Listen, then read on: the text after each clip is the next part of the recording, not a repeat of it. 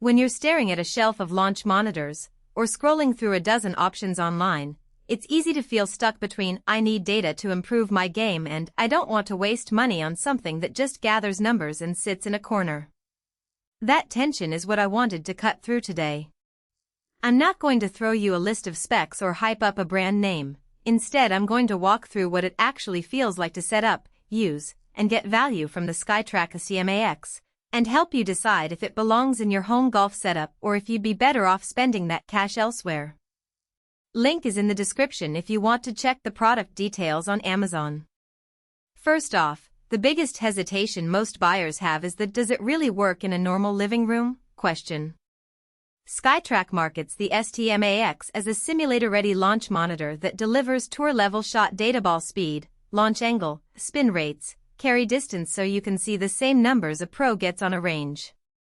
In practice, the device sits on a small mat, you hit a real ball, and the sensor tracks the flight. The initial setup is surprisingly straightforward. Plug the unit into a laptop or tablet, align the mat, and you're ready to swing. There's no need for a dedicated screen, high-end projector, or a full-size net. For a golfer who wants to practice in a spare room, a basement, or a garage, that simplicity is a real strength.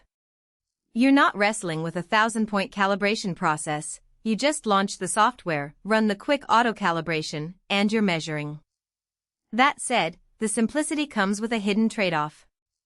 Because SkyTrak relies on a camera-based sensor rather than radar or launchpad technology, the accuracy is best when you're hitting a standard driver or iron within a certain distance from the mat.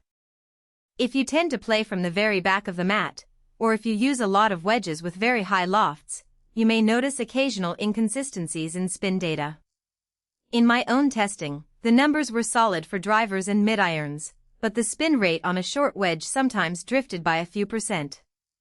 For most amateur players, that variance isn't a deal-breaker. It still tells you whether you're hitting a draw or fade, whether you're gaining or losing distance.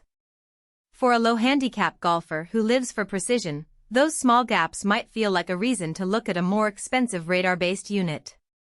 The software side is where SkyTrak tries to differentiate itself. The package includes a 14-day trial of the core membership, which unlocks the full suite, detailed performance feedback, practice drills, and even an indoor simulator mode that lets you play virtual courses. That trial is a good litmus test. If you jump in and spend a weekend playing a few holes on the virtual links, you'll quickly see whether the data translates into actionable insight. The core plan also offers speed training modules that break down your swing tempo and help you develop a more repeatable motion. In real-world use, those modules felt less like a gimmick and more like a structured lesson plan. I could see my ball speed climb from the low 140 miles per hour range into the 150s after a few focused sessions, which is a tangible improvement you can actually measure. Now, who should actually buy this? If you're a recreational golfer who enjoys practicing at home a few times a week, especially during off-season months when the weather is a barrier, SkyTrak hits a sweet spot. It gives you enough data to see trends. Are you losing distance on your driver? Are you spinning too much on your short irons, without forcing you into a professional-grade budget? The flexibility of the software subscription means you can start with the free Essential plan, which still provides basic shot data, and upgrade only if you find yourself craving the deeper analytics.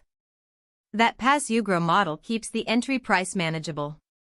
On the flip side, if you're a golfer who expects a fully immersive simulator experience, think a full swing motion captured from every angle, photorealistic course graphics, and integration with high-end clubs and launch pads, then the STMAX might feel a step down. The device does not come with a dedicated screen or projector, and while you can pair it with third-party simulation software, you'll still be limited by the camera's field of view. For those who want to replicate a PGA Tour practice facility at home, you'll probably need to invest in a radar-based monitor or a launchpad system that costs considerably more. Practical strengths, beyond the ease of setup, include the portability and the ability to use real balls. Some launch monitors force you to use proprietary plastic shells, which feel less natural and can skew your feel at impact.